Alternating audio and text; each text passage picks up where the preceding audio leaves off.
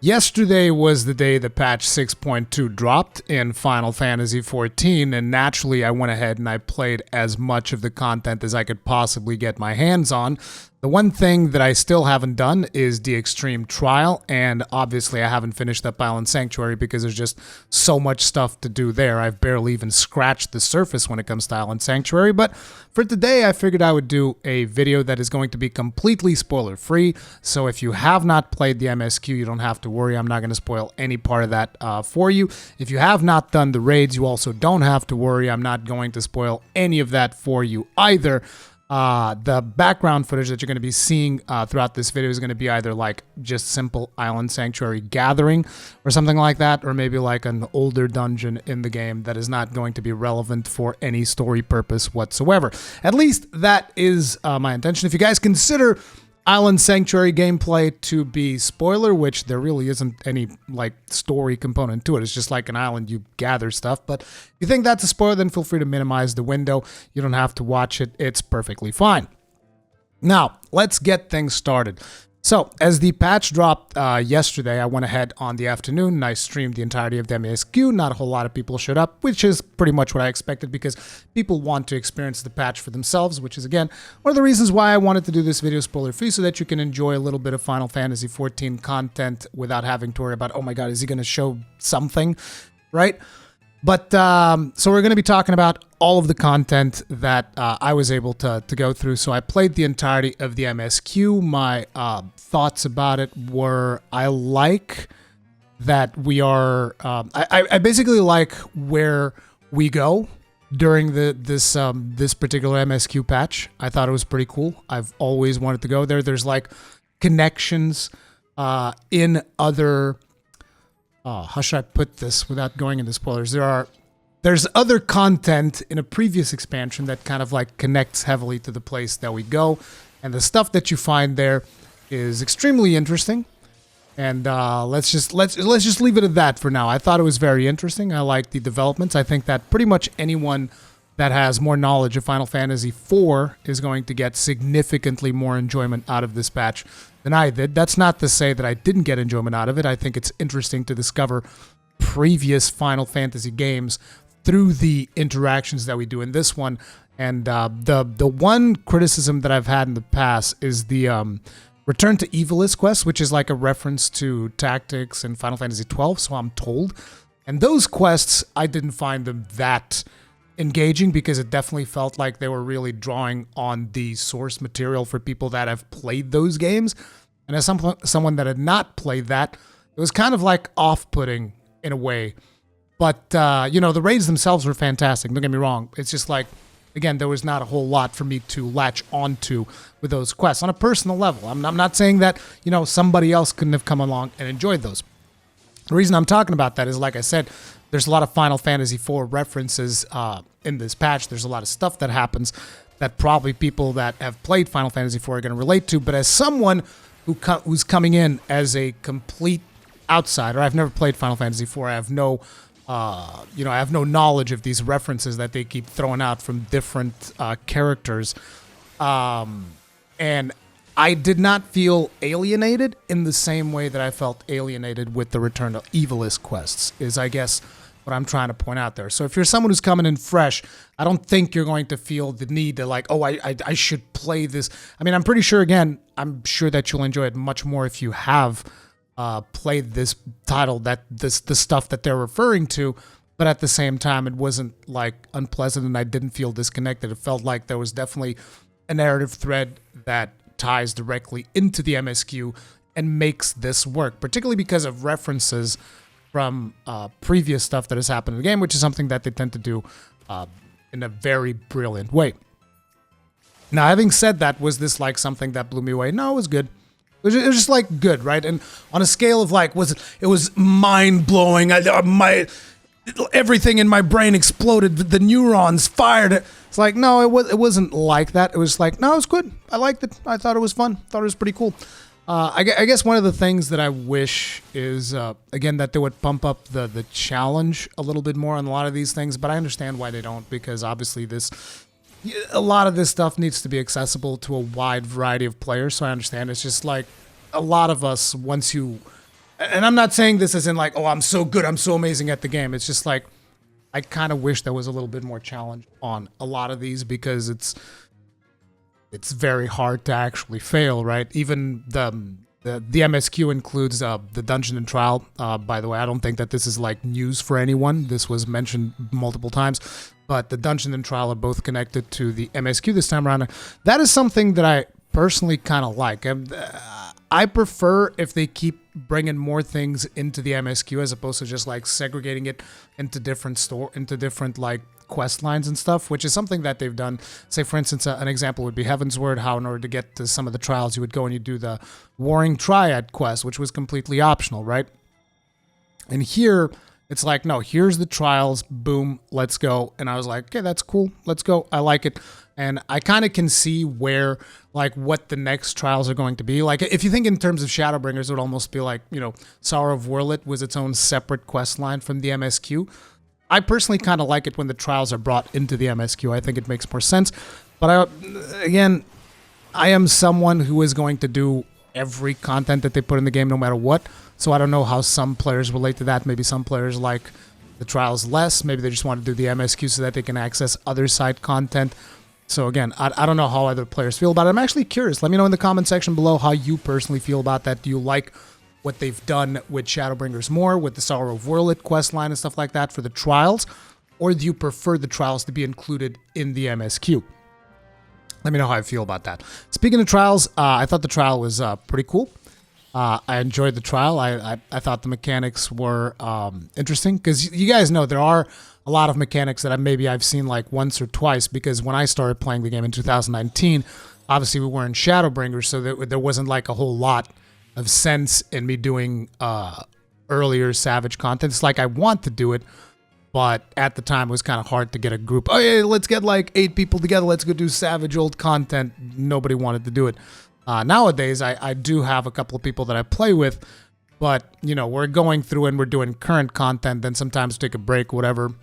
We haven't really gone back hardcore into old content. We haven't even done Ultimates yet.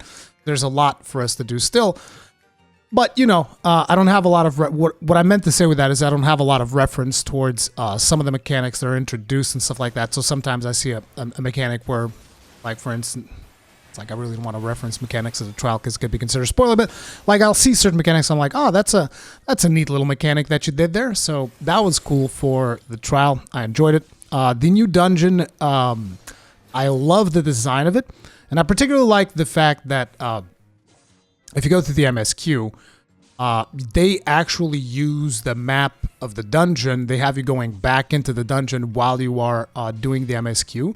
And I thought that was an interesting decision. It's something that I feel like they haven't done that much before.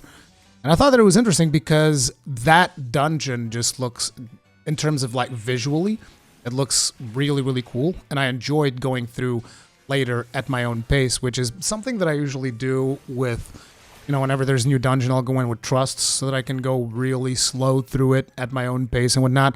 But I had my free company friends going like, bro, we need tomes, because it was going to be my first time, so they get more tomes, stuff like that. And I was like, sure, fine, whatever. So I went and I did the dungeon with them instead.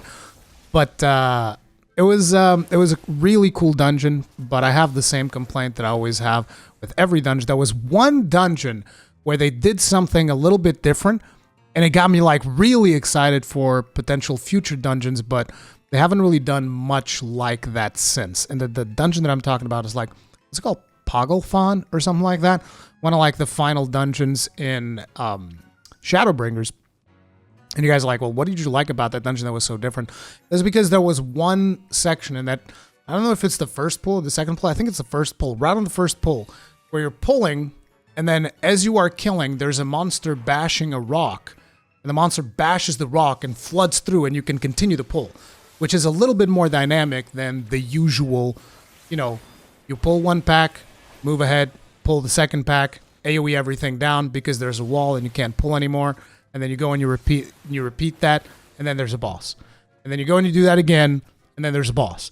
And it's like, this is always the tried and true formula of dungeons in Final Fantasy XIV. And again, I love the design of the dungeon. I think the enemies in the dungeon are really cool, but you know, I'm doing this dungeon the same way that I've done every single dungeon before. Nothing really is changing.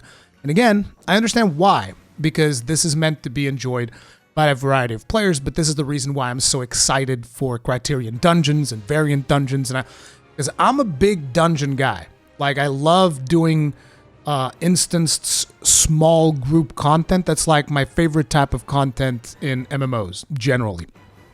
I understand that I'm probably a part of a minority or something, but I love that type of content. So that's one of the reasons why I've always been like, I wish that they would do more with these dungeons, because while I love going through and doing the dungeons, I think it's fun, there's no challenge there, again. Which I understand, again, I understand why. But I just wish that there was more there, you know? I wish they would experiment more, which is why the first pull of Pagalthan had me, like, really excited, because they were experimenting with it, but they haven't really done anything like that since, which was a little bit disappointing. But, yeah, that was pretty cool. There was also another instance in the dungeon before this one, where they have, like, the mirror thing that spawns more enemies. That's a kind of neat little mechanic as well. That's a little bit different. But most of the time, you end up doing the same thing. But again, like I said, it was still cool. I still enjoyed the dungeon. I just wish it was harder. You know, I almost wish that there was like an extreme version of every dungeon when the dungeon comes out, that you do the regular dungeon, and then the extreme version is just like an optional thing. I think that would be really cool. Even if you just make the enemies hit harder. Like, there's actually a video to be made about something that people were telling me in my stream that Yoshi P said. The reason we only have one route is because players always choose the most optimal route and everything else doesn't matter. I think there's a lot of discussion to be had around that particular sentence that I would like to make a video on. Let me know in the comment section if you'd like to see that. But anyways, that was dungeon experience. Trial is pretty cool. Then I actually did the raids off stream because I wanted to do the raids and my friends were available and we all wanted to hang out and do the raids. Raids were really fun, but well, maybe not most importantly, but very important for me, the soundtrack is back on track. And what do I mean by this? Okay, so the soundtrack of the first 3 fights of Asphodelos, I don't have anything against it, but listening to it over and over, as this was like the first tier that I did Savage with a group of friends, listening to those tracks over and over, I got so burned out. I'm like, bro, remember the Eden tracks? They were awesome. Remember the tracks like in this other raid? They were awesome. Like, the tracks in the first 3 fights of Asphodelos were just not my jam at all. This time, complete opposite. Love the moment the music starts playing in those raids, I'm like, let's go! Let's freaking go, dude! And the fights themselves were also really, really cool. Even on normal, there were some mechanics that I haven't picked up on just yet. There was actually one fight where we wiped. We had one wipe in the whole tier, which was, what do we call this? Abyssos? A3, I guess? No, because it would be Pandemonium still. It would be Pandemonium, so 5, 6, 7. Pandemonium 7. Yeah, and P7 we wiped once. It was really interesting. Everybody died, and I was like, oh, okay. I was the only one left alive as a paladin. But it was really cool. I enjoyed it. I was super lucky. Like, I got all of the loot that I wanted. I went for helm and 2 accessories because I don't know what is the best in slot for paladin for the first week. And I was just like, I looked at the gear and I was like, helmet looks good. I'll take the helmet. I'll take 2 accessories. Let's go. that's the plan. I'm also going to be buying the ring. But anyways, that's neither here nor there. I'm not going to be talking about the actual, like, how do I feel the armor looks. I already talked about that in a previous video. I love the way that defending armor looks, but I want to only judge it in game once I'm able to equip it, because I personally find that more interesting. I'm a little bit weird that way. And at that point, I'll talk more about the armor and stuff. But the raids themselves, I thought was really cool. I thought the mechanics were really cool. I can already see that some of these things in Savage are going to be an absolute friggin' nightmare. Particularly to me, I think that the second one, which would be like Pandemonium 6, I think Pandemonium 6 is going to be the hardest one, maybe. We didn't have that much trouble in Pandemonium 8, curiously enough. But, Yeah, Pandemonium 8, most of the mechanics just felt a lot more accessible. Most of them. There were still some that I like got clipped by and stuff. But again, since we cleared most of the things on first try, I just think that Savage this tier is going to be a lot cooler than Savage last tier. Most of my static didn't really enjoy too much of Savage last tier, particularly P3S had all of those issues with the visibility and stuff like that, right? I think like P2S was pretty good.